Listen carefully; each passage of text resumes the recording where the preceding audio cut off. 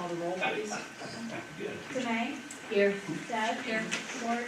Christensen. Here. Salisbury. Here. Stefan. Here. Johnson. We'll meet for the pledge of allegiance. Pledge allegiance To the flag of the United States of America and to the republic for which it stands, one nation, under God, indivisible, with liberty and justice for all.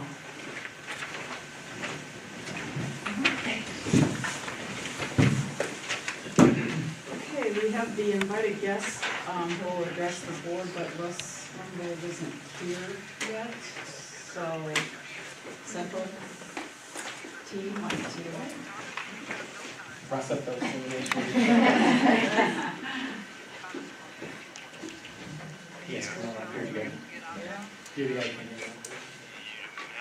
All right, so a couple weeks ago, we were at an admin meeting, and Mrs. Bailey talked about just kind of bringing things to the board as far as the positives, what's going on. And so I said, you know what, I got some of the best in this building, we'll go first. And so she's like, you know, what do you guys want to present on? I got a picture photo.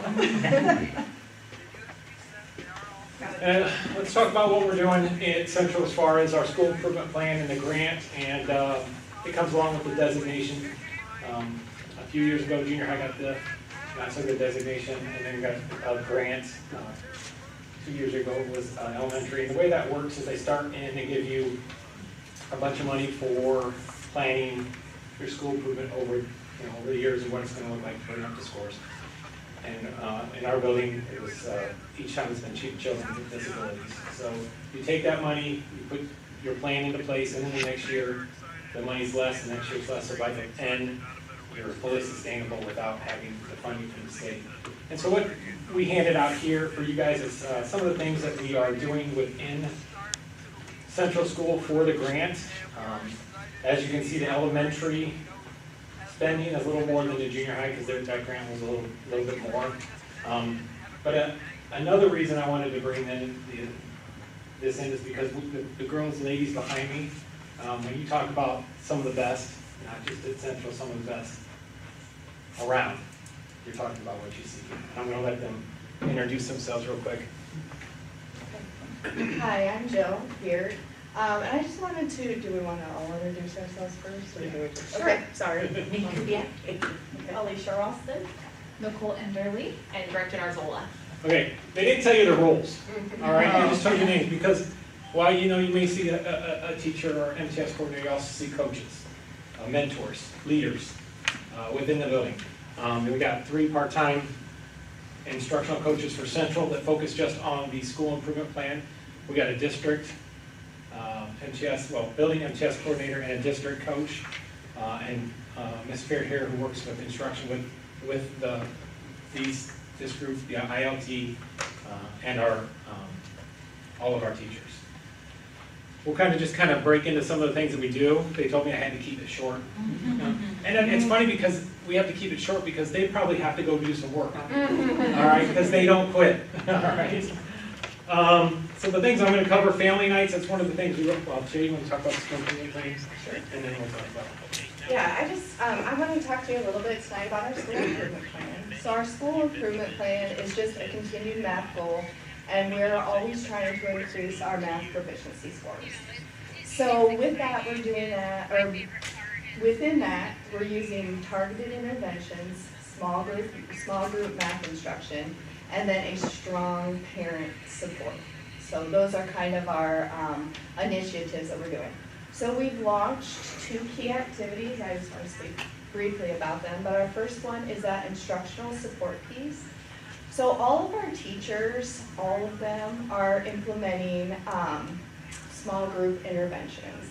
And they're using our Fast Bridge and our STAR data, which is basically just our district-wide assessments, and it tells us exactly where kids are and kind of what they need. So across all grade levels in 4th through 8th grade, our teachers, they're pulling small groups, and they're using that data to give targeted instruction that's tailored to each kid's needs, which is really cool. And when I say all in, it is definitely all in, because even in our junior high, all the teachers, regardless of their content area, during enrichment, they're pulling small groups to work on this goal, which is pretty amazing that it's all in all school. And then our second key activity that we're implementing is we want to enhance our family engagement. We know that kids thrive even more when schools and families work together. So we definitely we wanted to highlight making sure that we got the information out about where kids are at and what they're doing so that we could kind of have that shared learning. And then the last thing I just want to say is that this is definitely a shared responsibility. Like when they say it takes a village, it truly takes a village. And I'm so proud of all the central teachers and staff because they're working so hard and they're working together to make sure that every student grows and succeeds. And I'm really excited to see where this initiative takes us. And I had to talk about the school improvement plans, because what you see with that first thing with the elementary and junior high, all of those initiatives will fall under our 3 key initiatives for our school improvement plan. They're going to talk about a few. I'm just going to highlight the family night. Obviously, that's the one we want to get more families in there. We want to have more math-focused activities, not only so that they can do them there, but things that they can take home and do at home with their kids. Our learning partner this year, we are partnering up with the Regional Office of Education, and it's a win-win because not only do we get them for our co-op, but we also get them for the learning partner. So if it's things that fall under certain tiers, that's free to us. If it doesn't, then it's going to fall under the grant.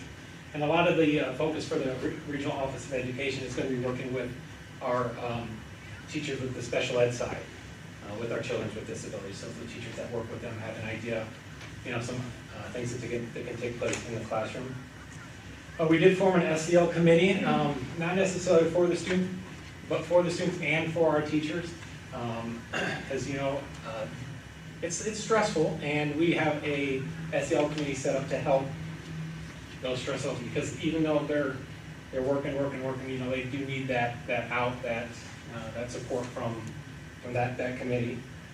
We're looking to attend conferences. There's been the Raising Student Achievement Conference, there's the Literacy Conference that we've attended, there's some other ones that we're currently looking at through the grant that are national conferences that are supposed to be cat's me out, for lack of a better term. We're going to look at getting more materials for our STEAM program within the junior high, and then obviously summer school, get some support within summer school. One of the things last year for summer school that I really liked, we brought somebody in at the 6th and 7th grade level to work with the students on how to be students. Not necessarily math, science, social, and language arts. This is your planner. This is what it looks like. This is what you need to do. This is, teaching them the responsibility they don't get necessarily from 6th to 7th, because that is a big jump. And so that was kind of one of the things we implemented last year. I think Mrs. Kubiak's going to talk about fast bridges. Yes.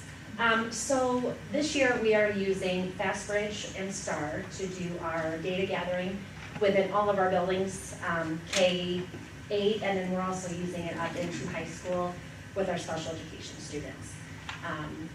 We benchmark our students 3 times a year, fall, winter, and spring, using both STAR and FastBridge. And then we also use those programs to help guide our instruction and progress monitor how our interventions are going. So we really appreciate, these are kind of pricey programs, so we really appreciate your support in letting us continue with those, because it kind of helps us as the students move through all the grade levels to make sure that we're kind of watching them, making sure that they are showing growth, whether it's our students who are high achieving or our students who are struggling. We want to make sure that they're all being successful. So thank you for supporting those programs, and our teachers are doing a fabulous job. Both STAR and FastBridge were new to some of our buildings, and the teachers have done a great job of learning how to use them. They spent some time in our professional development at our early out days, so they're all working hard to learn these programs and how to use them.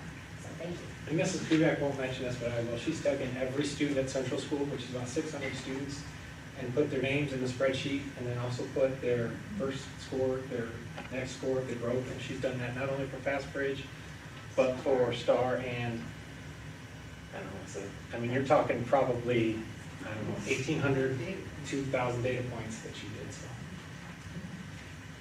Data meetings, okay. Another piece of our grant is the monthly data meeting that teachers are able to attend. During this time, we are able to look at the Fast Bridge and STAR data. Teachers are sifting through that, looking for intervention groups, and then we have time to print out resources for those students and materials to use within our intervention groups. We're able to place students where they need to be, and a lot of times we're able to implement those even the same day. If you're headed back right away, super quick turnaround, very beneficial for teachers. All right, I brought notes just so I would not talk for hours because I could absolutely do that. But as part, another part is the instructional coaching. So as instructional coaches for grades 4 through 8, our primary focus is supporting the goals outlined in our school improvement plan, as previously mentioned, with a strong emphasis on increasing student achievement in math. We work directly with teachers to help them understand and use student data effectively, both for whole class instruction, but also those targeted interventions where we sit down and go through those data meetings. Our role involves guiding educators in using data to inform instruction and interventions, supporting lesson planning, and preparing for evaluations if needed. We assist with classroom management strategies and provide comprehension instructional support for curriculum mapping, all the way up to classroom implementation, so we're able to help with all of that. We collaborate with all educators on everything from long-term curriculum mapping to the day-to-day instructional decision-making. And a key part of our role is meeting teachers where they are, whether they're new or experienced. We're working with every teacher in the building, and providing tailored, non-evaluative support to help them grow professionally. And we serve as a bridge between school improvement goals and daily instruction in order to improve our student outcomes at Central and strengthen teacher confidence and effectiveness through data informed support from our team. Good evening. And the last part of our grant, we are offering book studies this year, which I think is just wonderful to have. The first one, we thought we wanted to make it so it wasn't just one more thing teachers were feeling that they had to do. So the first book study we offered over the summer, and it was kind of, if you wanted to join, you were welcome to, and teachers were paid to participate. And it was called What Great Teachers Do Differently, and we actually had 28 teachers that joined that first book study, which was a great turnout. Our responses from the teachers were fabulous. They're like, we need more of these motivational books to get us going. So that was great.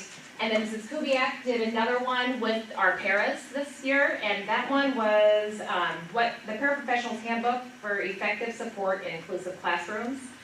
She offered that in person or online. The one we did in the summer was strictly online through Google Classroom, where teachers could collaborate, they would answer a question, and then they would give feedback to two other peers, and actually it just kept going and going. It was really fun to read all of their responses. Mrs. Kubiak had a couple that came in person, and then a few that chose to just do it online for her. So that was great. For the first time we've included the paras for that one. And then we are going to offer a third book study in January, and that one is called, it's actually called Yes, We Can. On here it says You Can.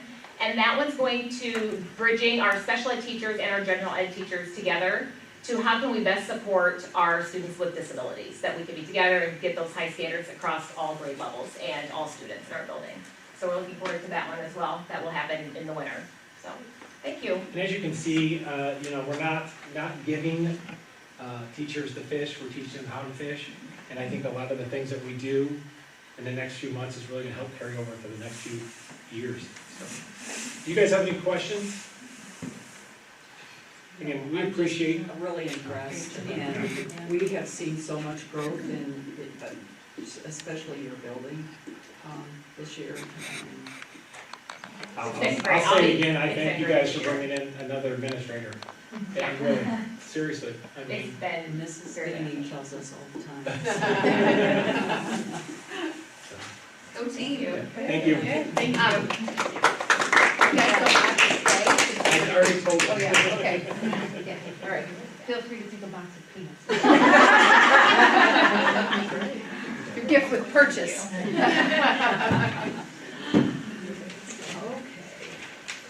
All right, I think Mr. Rumbold has arrived, so would you like to do? All right. So it looks like everybody has the blue books in front of them. Mine isn't blue, but it's the same info. I do have some handouts here.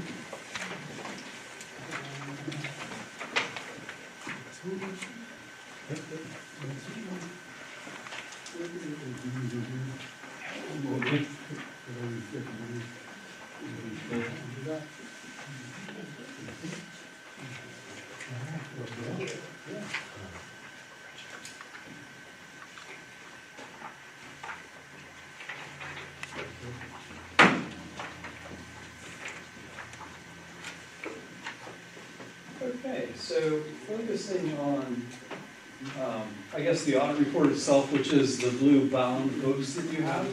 I'm going to cover a couple things within the audit report that I'll choose to highlight, and then we'll really focus more on the handout itself.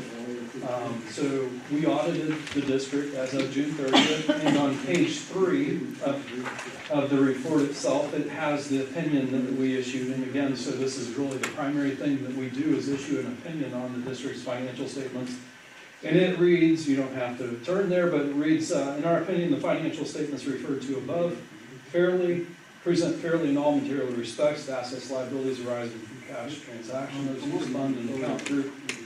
So that would be, it's a clean opinion is what, that would be what people would say in the past. Now it's an unmodified opinion, so that's good. And that's the same opinion the district has received in the past as well.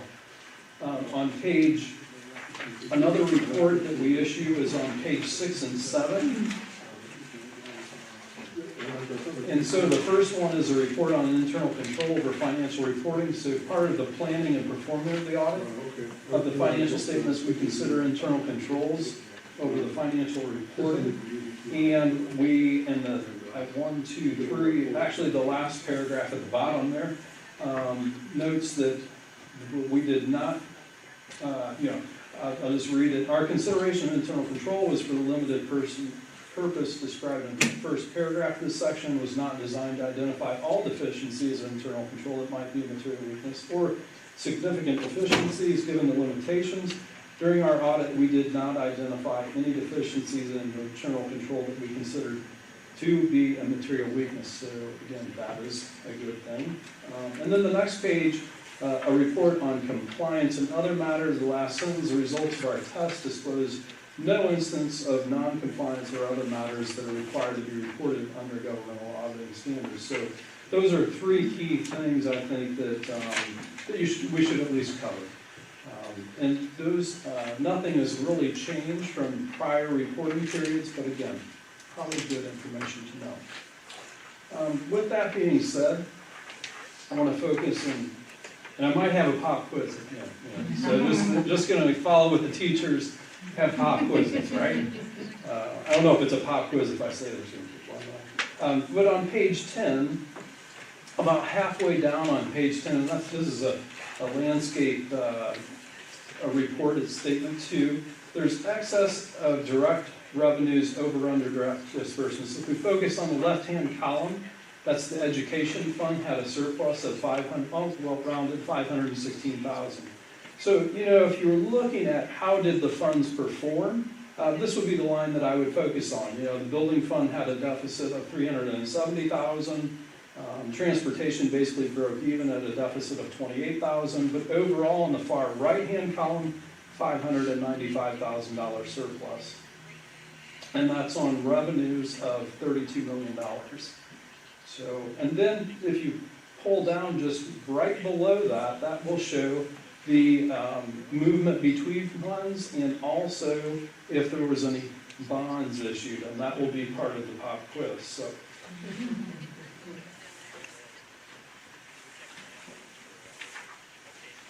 page number 13, a couple revenue sources I think that is good to cover, at least recognize they're there. One is about 25% down the first page, corporate personal property tax, or what you might say is just replacement tax, $688,000. We will say that is down from the previous year, that $688,000 is, but also just track down that right-hand column and see the $908,000 of investment or interest on investments, fairly substantial number.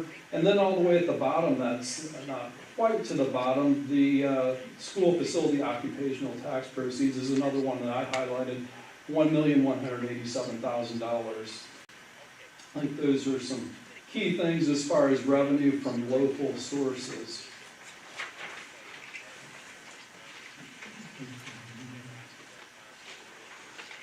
Okay, just a couple more things in the report. Page 45.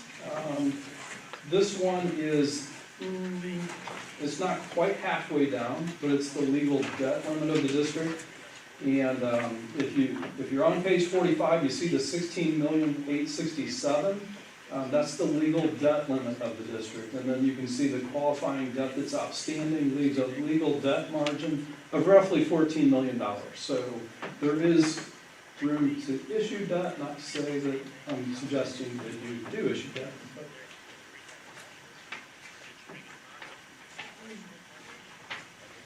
Okay, so there are a few schedules on the back that's good information.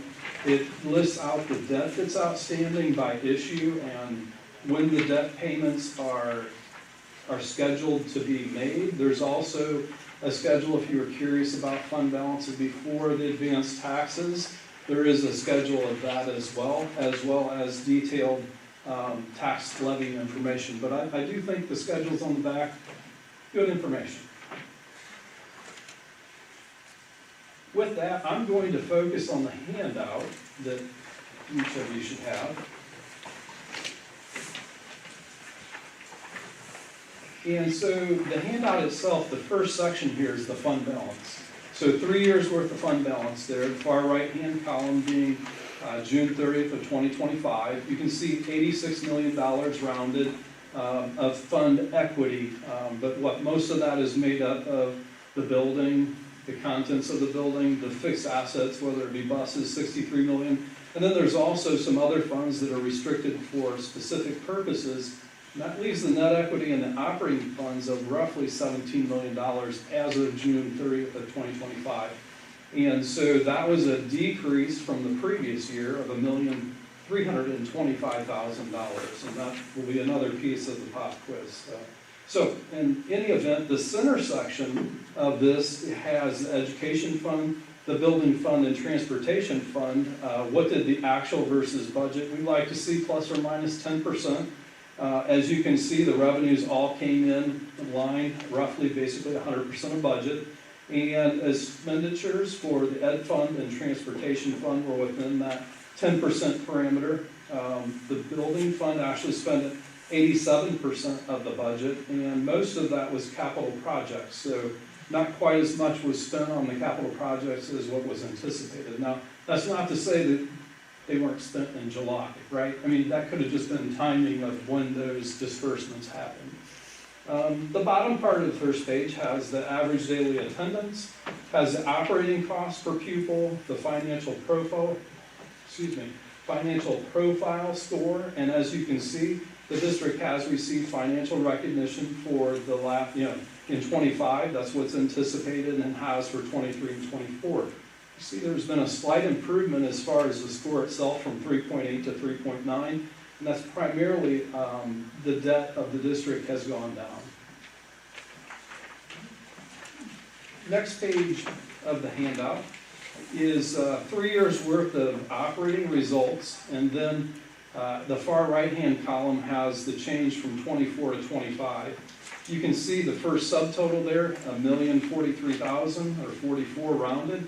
That's the additional dollars that came into the district in the operating funds. And again, I say operating funds, ed fund, building fund, transportation fund, and the working cash fund. So those four funds would be considered the operating funds.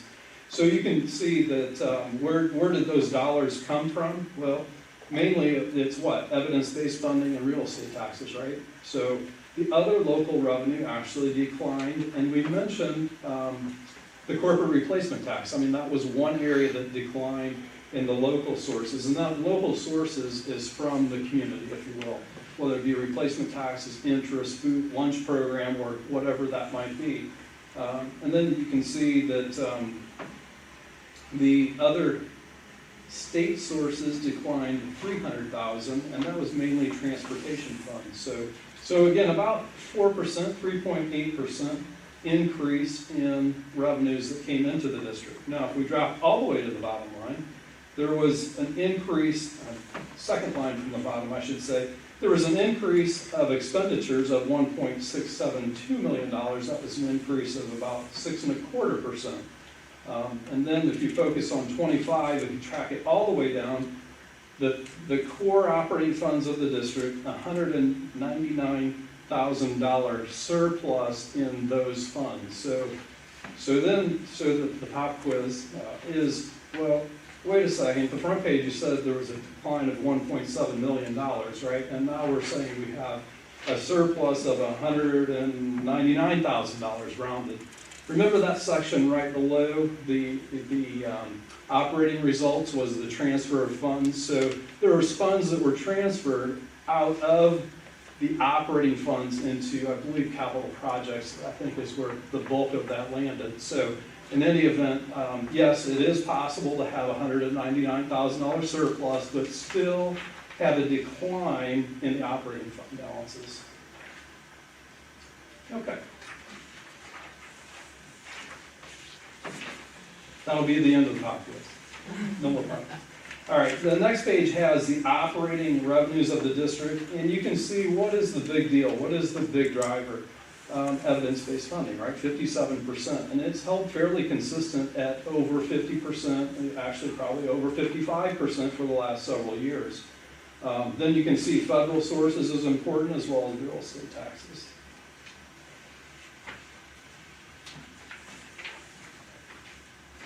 Next page of the handout has revenues, again, just presented a little differently, but still, I think you can see the same thing as the previous one, is that evidence-based funding is really the driver here, isn't it? You can see real estate taxes have increased. Other local revenue just depends probably primarily on replacement taxes, what is happening within that category. The other state sources seems to be that some years, transportation's funded with 4 payments, other years 5 payments, so it's an up and down issue, but really the state isn't expanding on those categoricals. And then the federal sources, you can see the high years are really related to what? The COVID grants that the district received. The next page of the handout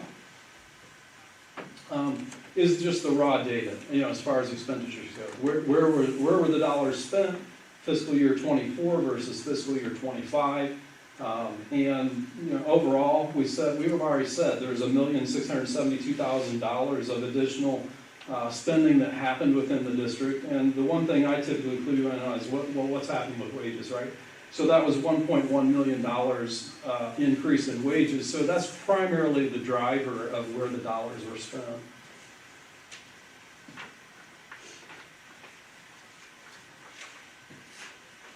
Next page of the handout is, okay, where is a dollar spent? I mean, where are we spending dollars? Where is the district spending dollars? And you can see 59% salaries and wages. And in past, we would say, well, what's this other objects? And typically that's going to be the Henry Starr Special Ed District, which primarily that's for wages as well. So if we add those together, you end up with about 70%, which is pretty typical if you were comparing district to district.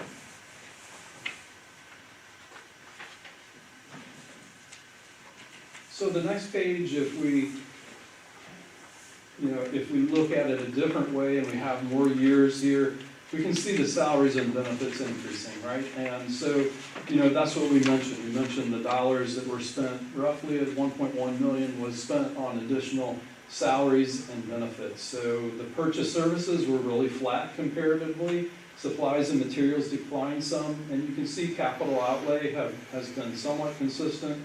I went through the capital outlay a bit. So this is not including capital projects fund. So that's not that fund. It's just really, primarily when I looked at it, the fund that spent the capital outlay was the building fund, okay?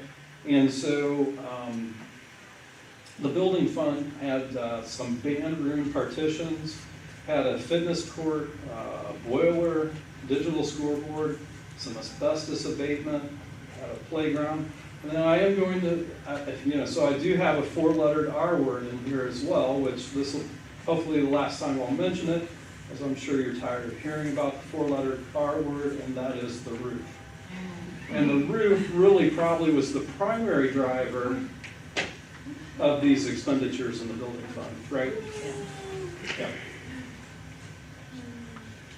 By the way, that last category, other objects, Henry Stark Special Ed, primarily, not exclusively, but primarily.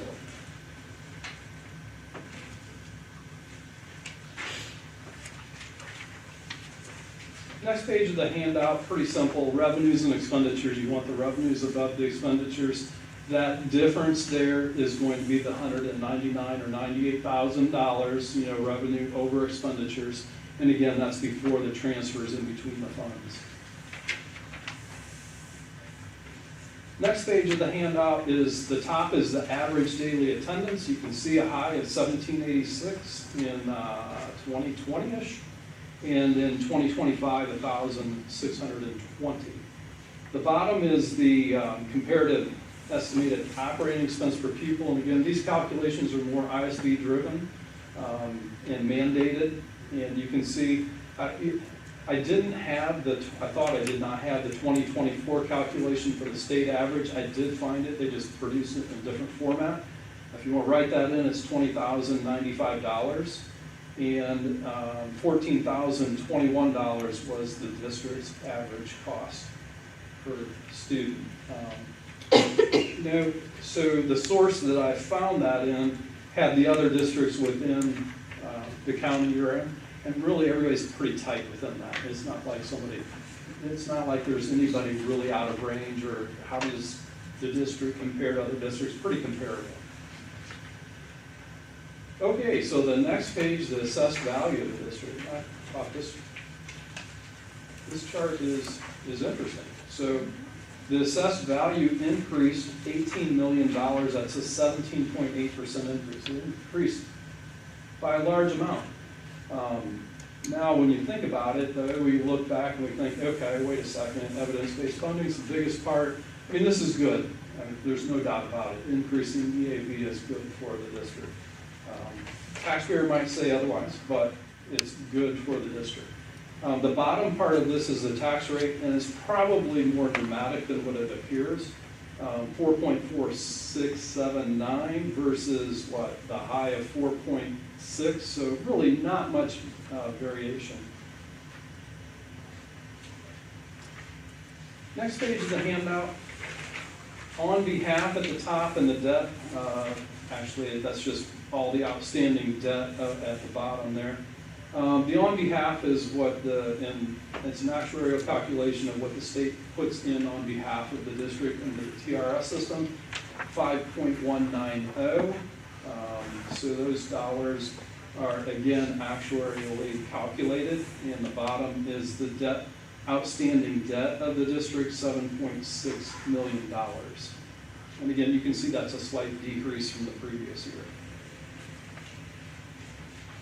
The last page of the handout, again, I think this kind of more clearly identifies that decrease in the fund balance of the operating funds that we talked about earlier. You can see fund balance has been increasing. Wait a second, what happened? Well, again, there was money moved between funds, right? The board said, hey, we're going to adopt a resolution. We're going to move some money out of working cash and put it over into a non-operating fund. And the difference between those two lines is really the advanced taxes. That's to say, you receive some dollars in June on taxes that are really meant to finance the next fiscal year. So anyway, so that's everything I have as far as the handout and the audit report goes. I mean, to summarize, the district has solid fund balances. That EAV we saw increasing was a good thing. We saw some revenues that you'd rather see the replacement taxes increasing, but you have strong, sales tax, it seems like, strong investment interest earnings, and really not spending on a deficit basis. I mean, that's a big deal too. Some question marks, evidence-based funding, right? It's a good thing, and Well, it's still a question mark. It's subject to the renewal every, I don't know if it's every year. Superintendent could give you more data than I. The replacement tax, I guess that's a question mark. I know there's been errors at the state level and they've corrected, and so hopefully that comes back to something of normal. Yeah, and then that on behalf, I mean, it really makes you wonder what the state's going to do with that on behalf. I mean, they're like 45% funded TRS and mandated by 45 to be 90%. And how does that happen, right? I don't know that it'll happen, but in any event, that's everything I have. Thank you. Yeah. Feel free to take some peanuts when you go. Whole box. I'll leave it. Anyway, there's some extra copies if you need. But Appreciate it. thank you. Thank you very much. You bet. Okay. I'm getting rid of those peanuts. Let the record reflect. Item 5, consideration of minutes. Item 6, consideration of financial and treasurer's reports. And item 7, consideration of bills and payroll. We can take those under consent agenda unless somebody.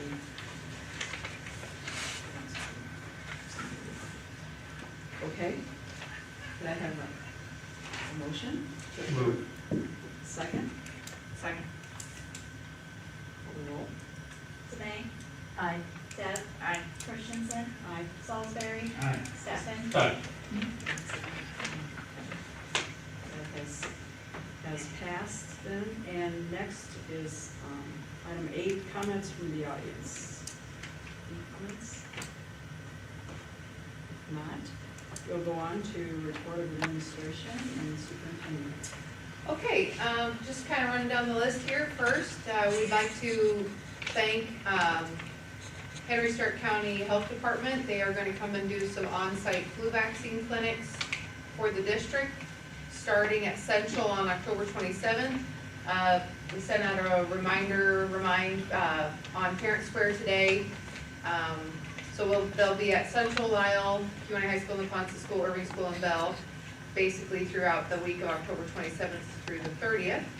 So we are continuing our flu clinics.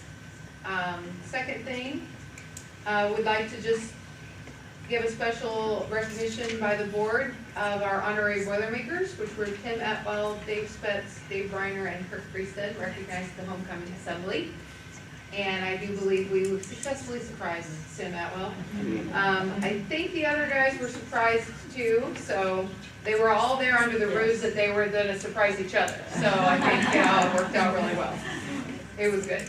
Tim Atwell's words were, quote, "someone's in trouble," and he looked right at me.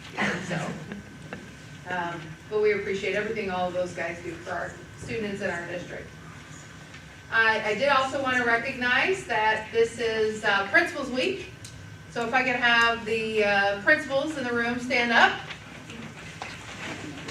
And Dina Brand's going to stand up too.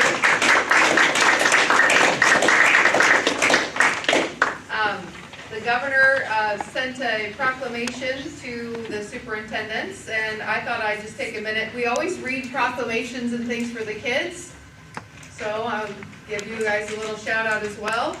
It says, whereas school principals play an integral role in nurturing a positive student-centered culture in elementary, middle, and high school across the state of Illinois, and whereas school principals are responsible for attracting and retaining the best teachers and support staff, I think we saw that as illustrated here by Mr. Anderson's presentation, to ensure that each child receives equitable educational opportunities and services to reach their potential, and whereas it is the primary responsibility of the state of Illinois to provide adequate and equitable resources for schools so that all students have access to a quality education and foundation for a successful future, and whereas the Illinois Principals Association, which represents over 6,900 educational leaders statewide, believes that educators' experiences and voices are essential to crafting effective education policy, and whereas the Illinois Principals Association is committed to developing, supporting, and advocating for innovative educational leaders through high-quality professional development, networking opportunities, and legislative advocacy,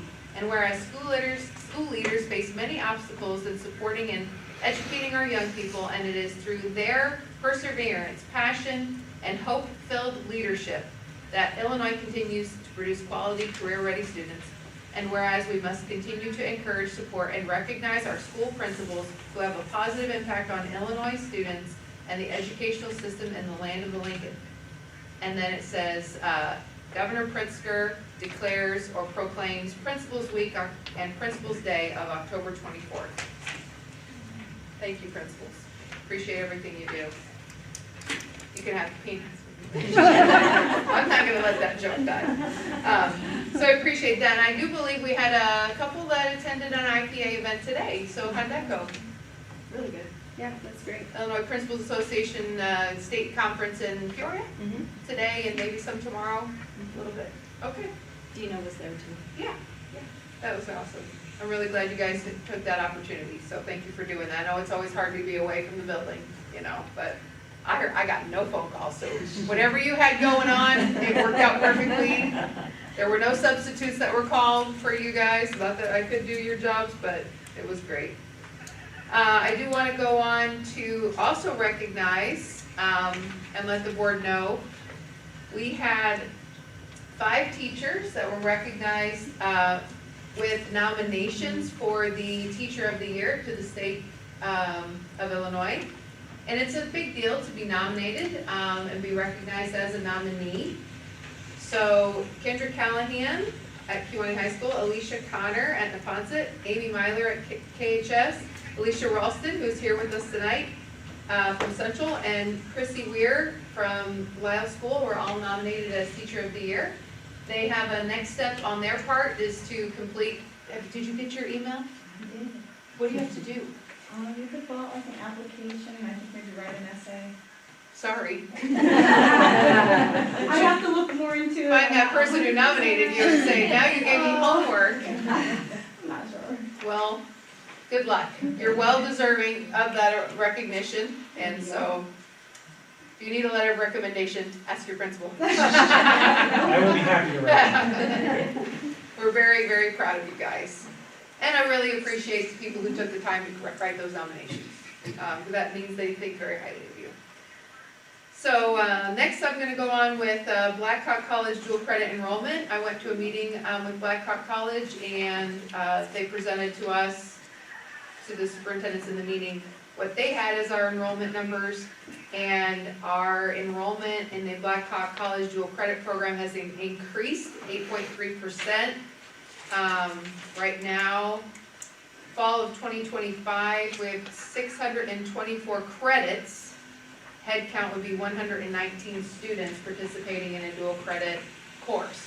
Keep in mind that, to my knowledge, unless Ms. Tidwell could correct me, freshmen are pretty much don't take dual credit. Just juniors and. Right, so that's 119 just of those 2 grade levels. So that's probably about half of the school population participating in some type of dual credit, unduplicated head count, which means can only count once. And then I also included in the board packet the classes that Blackhawk has us registered. On our paper, we're the pink one. We're the pink one. Everyone, we're pink. Just want to point that out. So we had more courses offered at our school than anybody else on the sheet. Good job, Ms. Sidwell. With more on the way. With more on the way. With more on the way. So we appreciate that collaboration. Moving on to construction update. I appreciate Russ's sympathy to our roof situation. And we do have the final pay apps. We're actually, the final pay apps were in the board's packet for this board meeting. I do have the warranties on both the central and the high school roof. There's no rest for the weary, however, because next we have to coordinate with the solar panel reinstallation. And so we just take a breath and begin again with the contract with CDBG. So that'll be the next step of that. Let's see. Other than that, we had some electrical work that was done, worked on, they just keep working, they worked on Columbus Day at the KHS edition. Fence posts and some of the concrete work have begun at the fitness tennis court project. Central cafeteria HVAC is pretty much all but done. If you recall, that was a health life safety violation. So that was a big contribution to that capital outlay he was just talking about. You know, we had to do that. And some work has started on the auditorium HVAC. I was surprised how warm the fall has been. We were at the fall play and I saw people, you know, and I thought, hang on everybody, we're working on it, we're getting as fast as we can. So really we just have to wait for supplies and materials now. You know, a HVAC unit will get here when it gets here. On fitness and Yes. tennis courts, when's finish date for that? Scotty, help. Yeah, here's the thing. You gotta get the fence posts installed so that the concrete can go in, right, post tension, then it has to cure.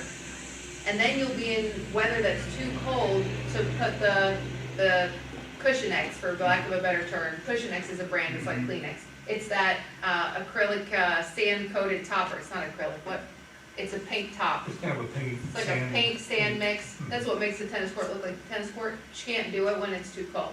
So we won't have an official opening. It'll just look like a big concrete slab for a while. Okay. Yeah. So, Are we gonna get, how would you say, I went to some of the tennis matches, and if you can return a serve, you got a good chance of going to the regionals. You know, and dancing out. So I was wondering about some of the,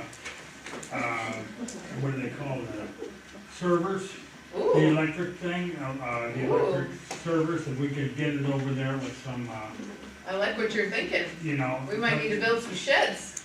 Yeah, cause I asked our tennis coaches a few years back, and they said, no, they didn't think they needed them, and I thought, we got the money, we'll just give them for you, you know, and, they turned it down. I think once now that we'll have it on our own site and people Yeah. won't have to haul it in an Yeah. SUV, you know, every day and haul it back, that's gonna be a game changer. You know, that we can manage our own equipment in our own home, so to speak. Yeah, okay. I think that's a great idea.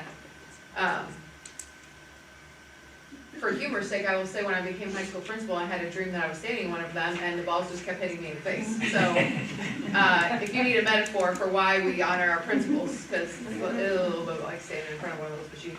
But anyway, yeah, I think that's a great idea. Be wonderful. Tennis has money. Tennis has some money in their fund balances. Yeah. Okay, did that, construction check, okay.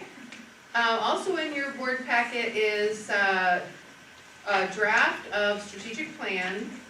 Basically, this process we've been working on for a while. We had 2 strategic planning meetings last school year to gather community input. We did a survey of the community for updating our board policy that governs the mission and vision.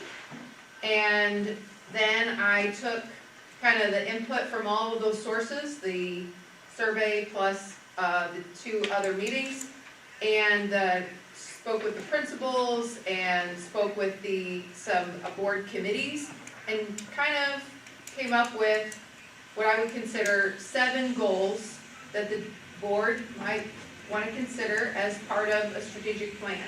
Strategic plans are supposed to be multi-year, you know, and the way I sort of understand it, the easiest way I could describe it is it's kind of like a conveyor belt. You work on goals, and as you feel one has been achieved, or then the next one comes in its place. So you don't really ever stop. You don't say, oh, we're never just gonna stop.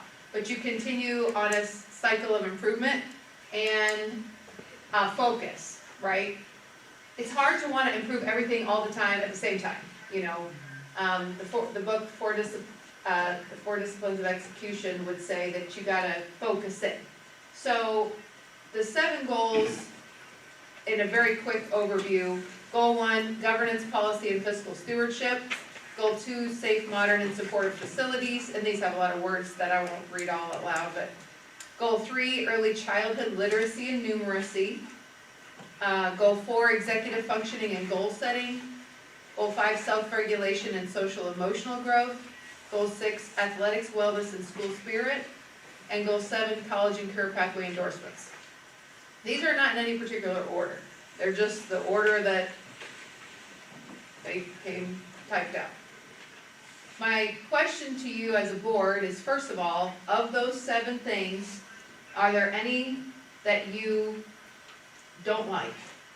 Or you think don't belong in what you would like to see the district work on?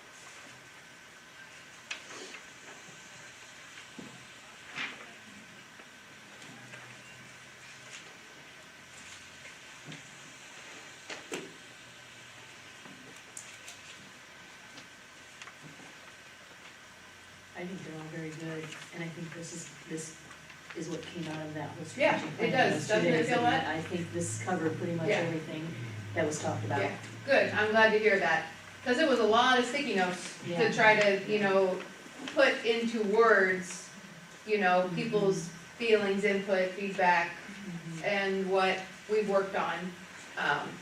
I felt like of all these things, there wasn't anything that we never heard of, They were all things that we had touched on at some point. My couple things I will point out, my original draft, I took to the principals, I took to academic committee, and I took to athletic committee, didn't I? And I got some feedback on them, and I added, I added rigor, because there were references to rigor that kind of came out, and in the principals meeting, my original draft was a week on that, and then Amy and I met, on social emotional committee, and Mrs. Tidwell came on to that to talk with us, and we talked about Goal 5, self-regulation and social emotional growth, and I really want to point out that I added, after our meeting together, I added establish strategies and intervention to limit cyberbullying and digital distraction during the day. From a teacher's perspective, to a principal's perspective, to a superintendent's perspective, I've had all 3 perspectives. And I'm more convinced now about the consequences of cyberbullying with the cell phones than I've ever been before. As a teacher, I could pretty well control my educational environment. I could pretty much keep the cell phones out of their hands when I was teaching, because I was a pretty active teacher. But I didn't know what was going on behind my back, in the hallways, in the cafeteria, in the bathrooms. That stuff you don't know as a classroom teacher until it spills out into drama and upset, And of the things I've had to be involved with now as a superintendent, 90% of the things I get involved with now that deals with student behavior comes out of cell phones. And issues with cell phones and the things that kids are saying to each other or about each other on a cell phone. And the teachers cannot do anything about that. They can keep the phones out of the kids' hands during the 46 minutes that they see the kids. But the problems are happening in other areas. And I'm feeling more compelled to bring this to the board's attention than I have ever felt.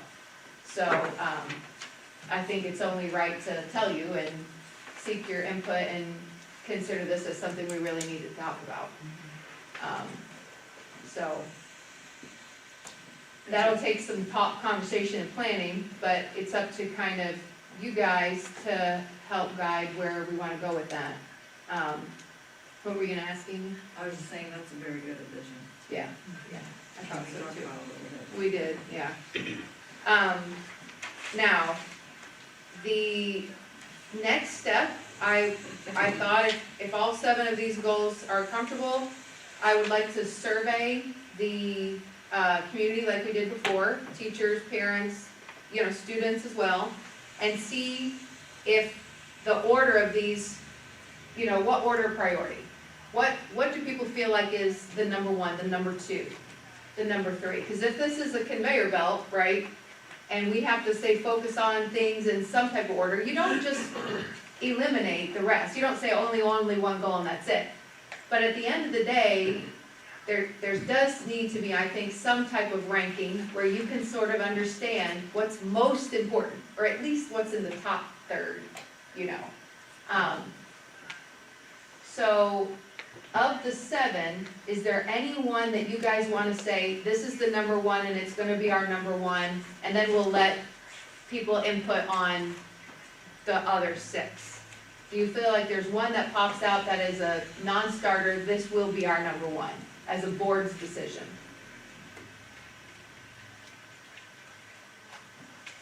I think if we don't have goal number 1, which you listed here, the other ones wouldn't follow.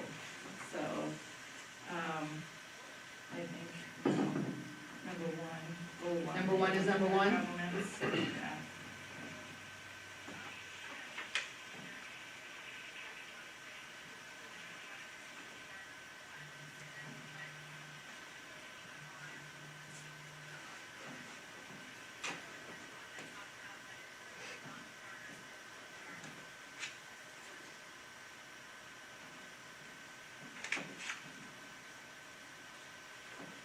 Especially using the metrics that you have down there. Mm-hmm. It's important.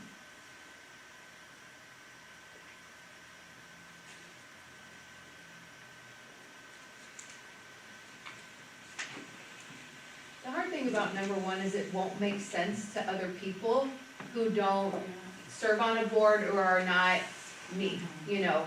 So it is number 1 from an internal perspective in my mind because of what we know about how a school district operates. You know, a parent wouldn't necessarily understand all of that in answering a survey. They don't know what is, you know, labor relations. Go I think ahead. number 3, I would do number 1 myself, You like number 3? because if you don't have a foundation, you got nothing. That's totally understandable as well. I think number 5 too, though, is extremely important because we're not gonna get Mhm. what we need for 3 and 4 if we don't have 5. I like 4. It's hard to make. So I'm hearing 1, 3, 4, and 5. I mean, these are things that, because I think like college and career pathway Right. endorsements, I mean, they're still gonna be Right, working on right. those and very. You don't not do it. Yeah. It's just, it helps to say, this is our, you know, this is a massive priority for us, like, and I'll be honest, I'll be very, very honest. If we face financial decline because of things that are not in our control, we are not doing this to ourselves. If the state does not fund evidence-based funding, which has happened before, no new money, it's happened before. If they don't give us new money, and if the title grant has a decline, we will have to make financial decisions. And so when I work with administrators or with our team on budgeting, it will be where are the resources gonna go? Because right now in the title grant, we are paying for some early childhood and we're paying for some of the, like the college and career pathway stuff. So if I had to cut money, I'm gonna use these priorities to put the money toward where the priorities are first. I mean, nobody wants to have to make that choice, but we have to be prepared if we have to make decisions. How are we going to allocate resources to the district's priorities, which is your priorities?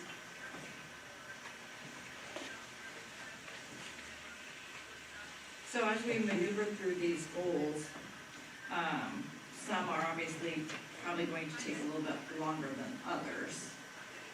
And- because- And it's longer maybe to see the fruit, you know what I mean? So what are the realistic, I don't wanna say timeframes, but, I mean, are we gonna try to complete, like, I feel like goal number one, we have a lot in place already. Exactly. So how long before we would move to the second goal? And my mind is that you work on them all like spinning plates. So in teacher, that was a metaphor. When you're a teacher, you spin all the plates at the same time, and really good teachers can spin all the plates at one time.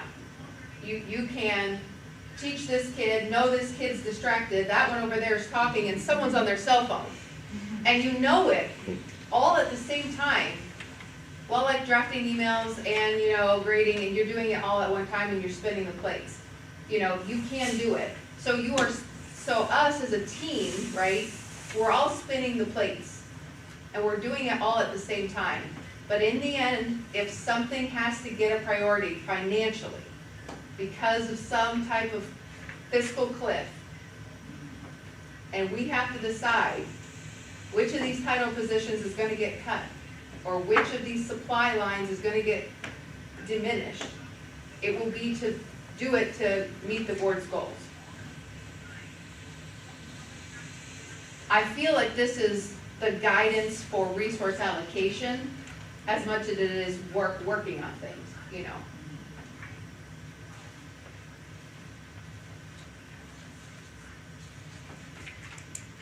And maybe numbering them isn't the way to go. Maybe it's a different type of structure. I've seen other ones that they're bubbles, I just thought a list is easiest, but. Because reading through these, some of them kind of can occur simultaneously, so, and they overlap. Yes, like they bubbles, link, right? yes, they So do that's link how in, right. Well, I don't understand how you know what you're gonna cut till you know what you gotta cut. Well, I'm only just saying that, So we're looking into the future for this, but I'm gonna still do tab number 3, early childhood literacy and numeracy. that's exactly the conversation we've had in our principals meeting, has it not been? Because if you, like I That's said, exactly. if you don't have the foundation, Thank you got you. nothing.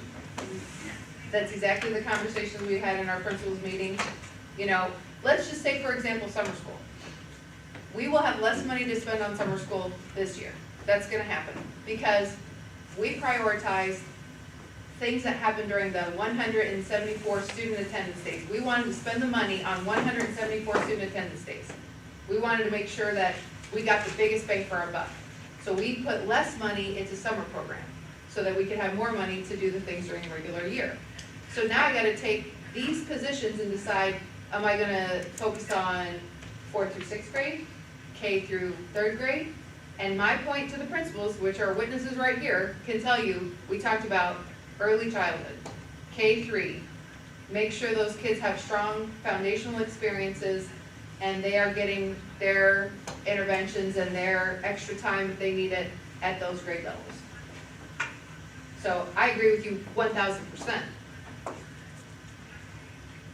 I was in one of the workshop meetings that we talked, the early childhood, I think Mrs. Douglas was in that too with me too. Yeah. And that was our conversation, Yeah, is it's gotta start with the young ones Yep. before it starts with anybody else, Yep. because those are the ones we're gonna have yep. 4th, 5th, and 6th. We've gotta get started with those. I think 3 would probably be a good one too. I've always, my life, self-employed, you think about things that are gonna happen in the future, but you can't worry about what's gonna happen in the future, because you got no control over what's gonna happen in the future. You gotta cross that bridge when you come to it. Now, this number 3 here, we got control of that. Right. That's kind of what that's just the way I live my life, So, Do we wanna make number 3 the non-starter, the non-negotiable number 1? I mean, I'm fine with that. I was a K-1 principal. I love early childhood. I'd say make it number 1. Okay.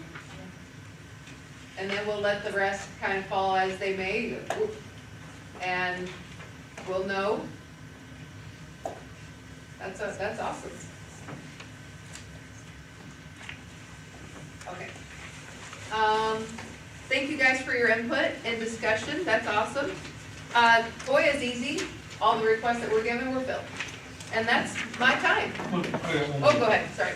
On the school credit, how many of these 119 students or 624 credits are taking advantage of the Foundation Scholarship Program?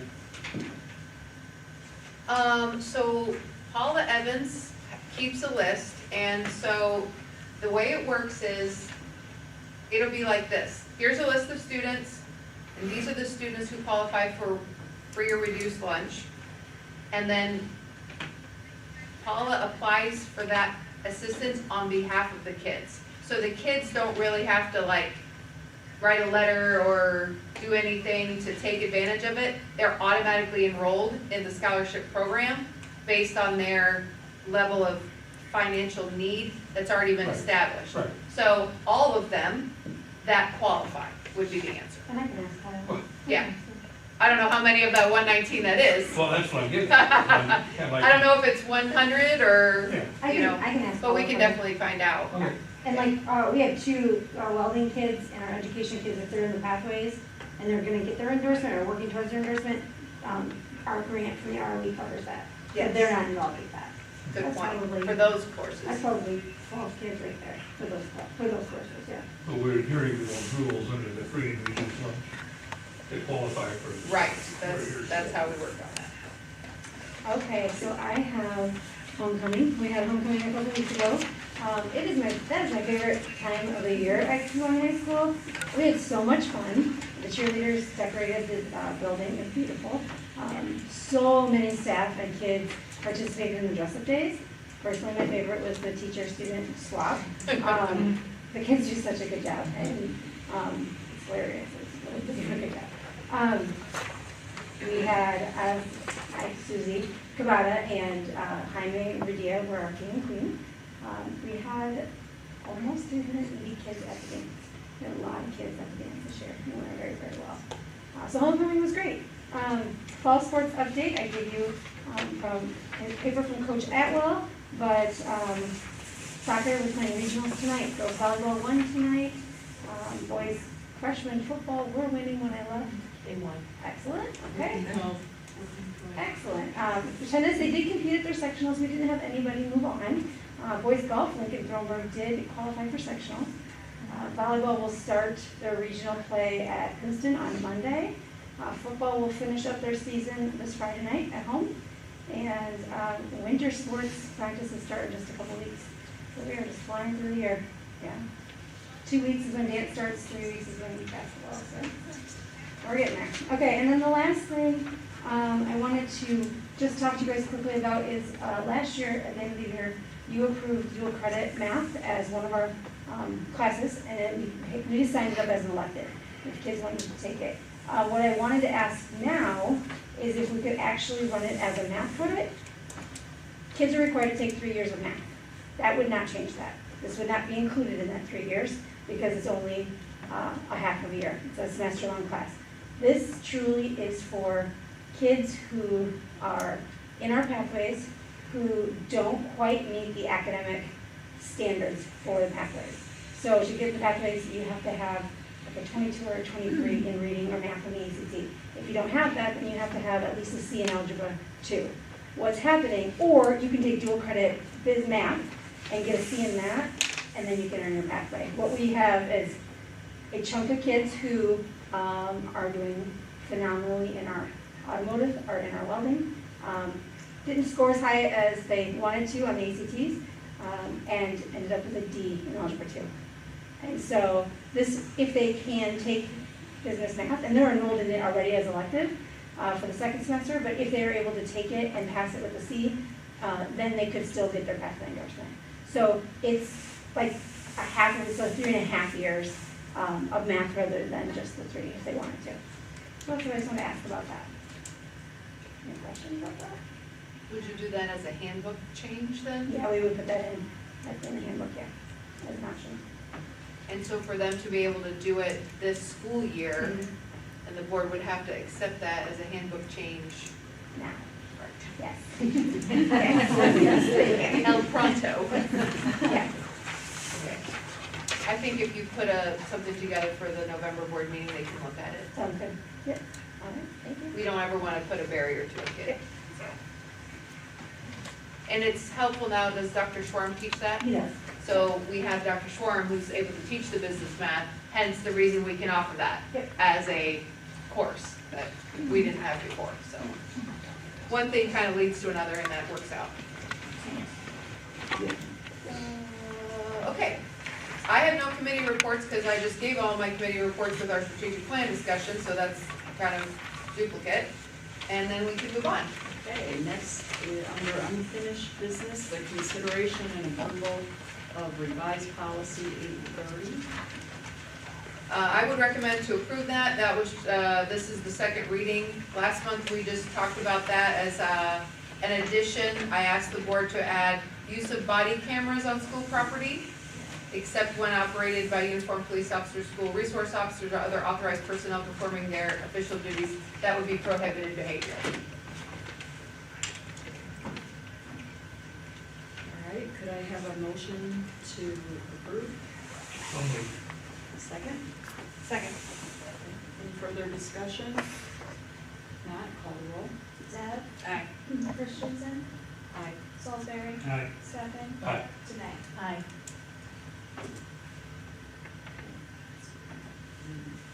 Policy is approved as revised. Next, under new business, consideration and approval of the 24-25 school district audit transfers and adjustments as recommended by the auditors. Recommendation to approve? Okay, could I have a motion? So moved. Could I have a second? Second. And any discussion? Really pretty thorough. Yeah. Okay, all in favor, I'm sorry, call the roll. Christensen? Aye. Salisbury? Aye. Stefan? Aye. Janae? Aye. Deb? Aye. Next, selection of the delegate and alternate to the joint annual conference. And, Yeah, you guys can arm wrestle for who would like to be the delegate for the IASB Joint Annual Conference. So I know you've done it, and I've done it. I have not officially been approved leave yet for that. Hopefully we'll hear soon, so I can be the alternate. okay. Okay. That's all right. And they do have some additional, or some changes this year to the resolutions and the whole process, so about that, all right? So, I recommend Lori Christensen. okay. I will be the delegate and we'll have the alternate. Do you wait? You make the motion. I'll make the recommendation you have for Lori. Yeah, you make the motion. She I can't do recommend that. it, and I recommend and you motion. How about that? There we go. I'll make the motion. Lori gets the packet. All right. Could I have a second? Second. Okay, call the roll, please. Janae, let's see, Salisbury? Aye. Stefan? Aye. Janae? Aye. Deb? Aye. Christensen? Abstain.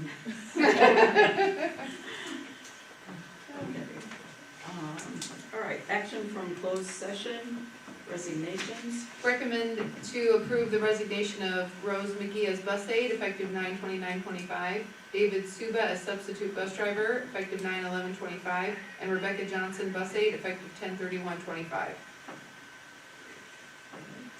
Do I have a motion to approve? So moved. Second? Second. Any discussion? Okay, call the roll. Stefan? Aye. Janae? Aye. Deb? Aye. Christensen? Aye. Salisbury? Aye. Motion approved. Okay, retirements. I recommend to approve the retirement of Kelly Ellerbrock, KHS science teacher, effective at the end of the 29-ish school year.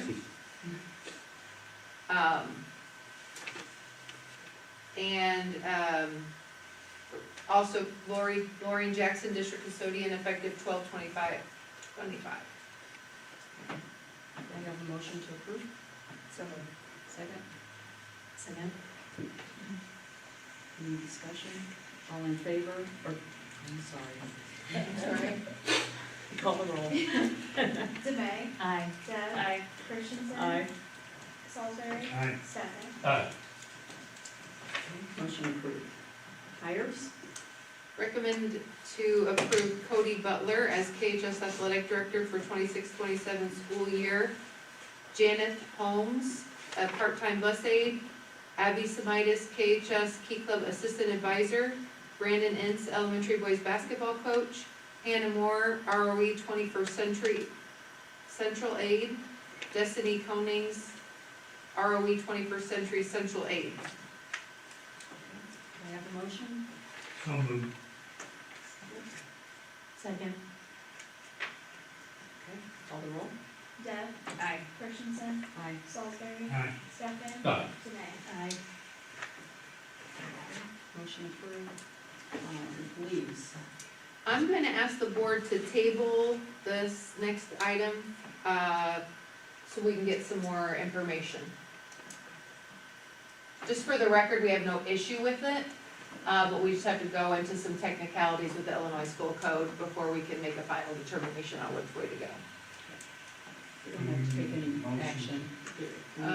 We can motion to table, or I recommend to table, Okay, I don't know. I'll move the table, item. okay, second. Second. Okay, call the roll, please.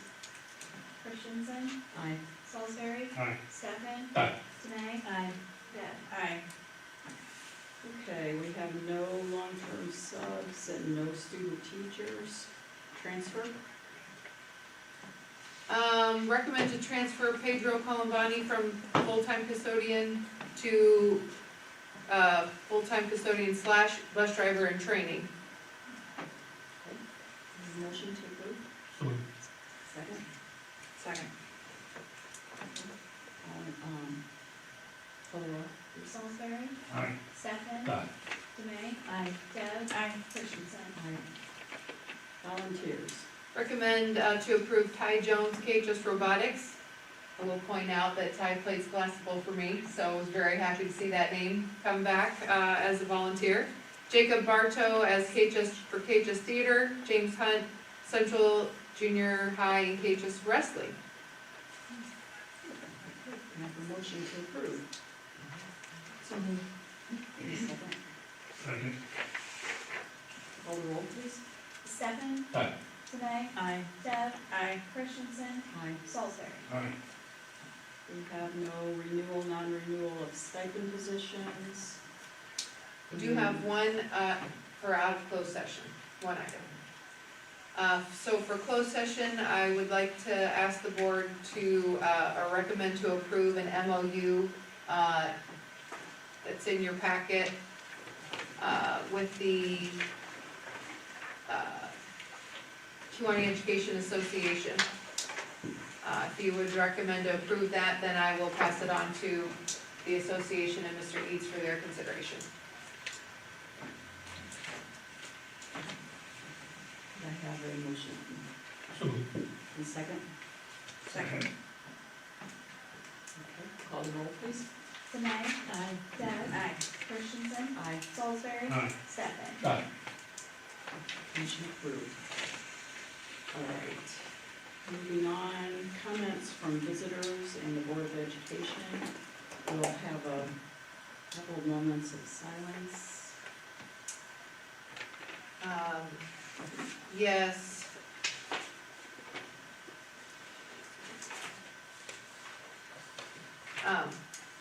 Moment of silence for Mark Yordy, father of Katie Gerard, Irving second grade teacher, and stepfather of Christy Burnett, paraprofessional at Bell Alexander.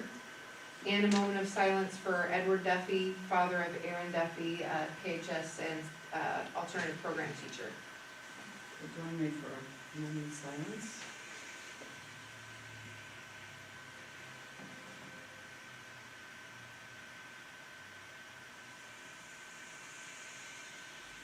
Okay, any other comments from visitors? From the board? I'd like to congratulate our junior high football team.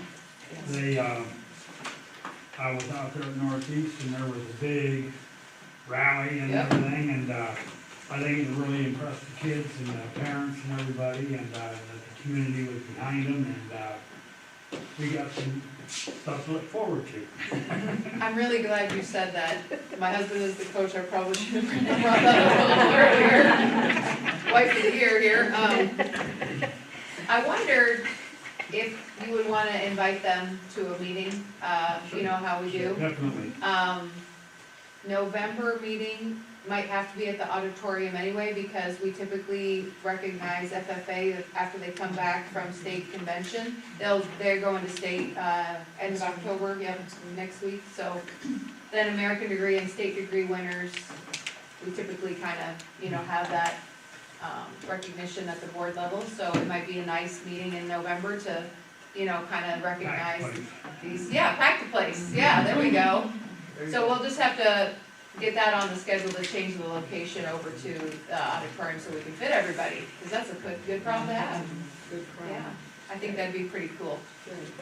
I also, would just like to comment on the new video board at the high school, and, I just can't say enough about how good it is.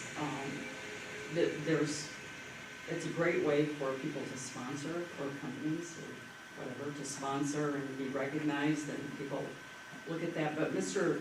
Thronberg and the students that work with him are just phenomenal. And, I know we go to a lot of games and activities at other schools, and they have the boards. No one uses theirs like Kewanee, so I guess they had a special one for the seniors tonight. And, so I really appreciate that. Okay, if there's nothing else, then may I have a motion to adjourn? Second? Second. All in favor?